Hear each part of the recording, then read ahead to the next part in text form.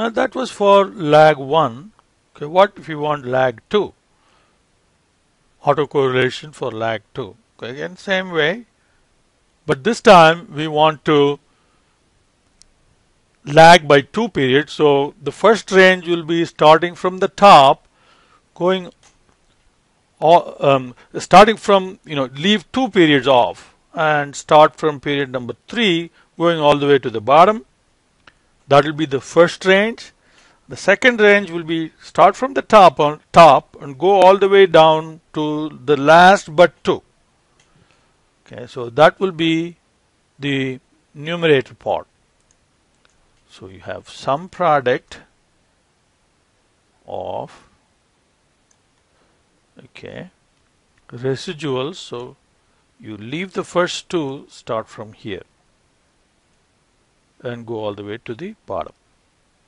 Okay, come on. Next is you now start from the top, but stop 2 periods short. So this will be a 2 period lag, sum product.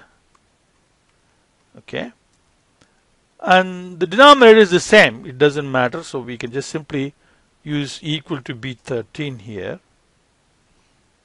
Okay, all right, so now R sub k then is the ratio of these two, so we can copy that. Okay, now n is the same, so we can set it equal to that. Now SERK for lag 2 is this, so we have to set this up. So we have SQ or T, okay, start a parenthesis 1 plus 2 times, okay, R sub 1 squared. So you have to take R sub 1, square it. Okay, so that's the numerator divided by n.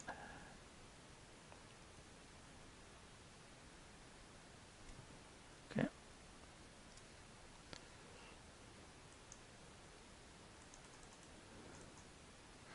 Now, of course, we could have used the RK function of residuals. Okay.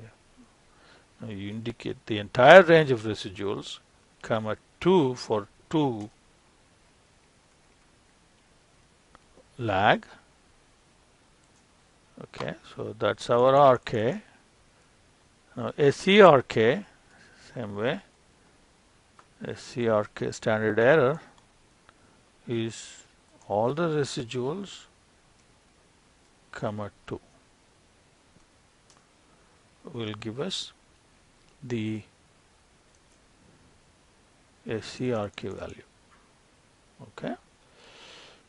Now if you want to test, again there is the same T table value. Okay.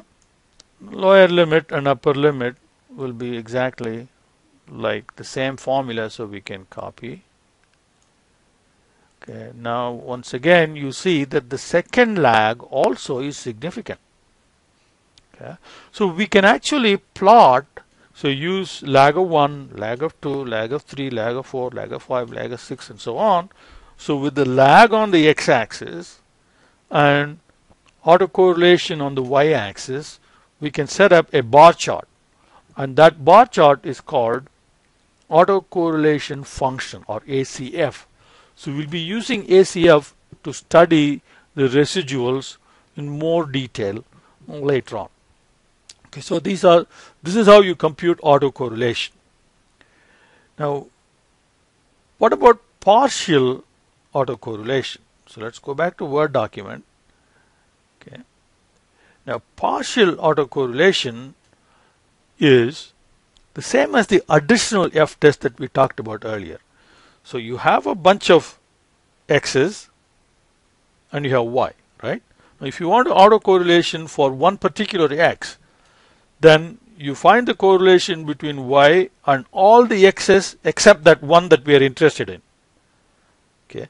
Now you add, after that, you add the one that you're interested in back in and see how much correlation changes by the inclusion of this variable. So that is called partial correlation.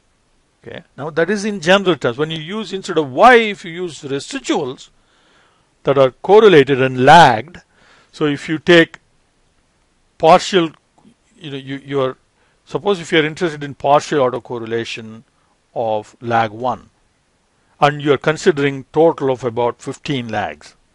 So then what you need to do is to look at the correlation for the 14 lags first, and then you see how much additional correlation you get by adding that lag of 1. Okay, you have done lag of 2 to 14.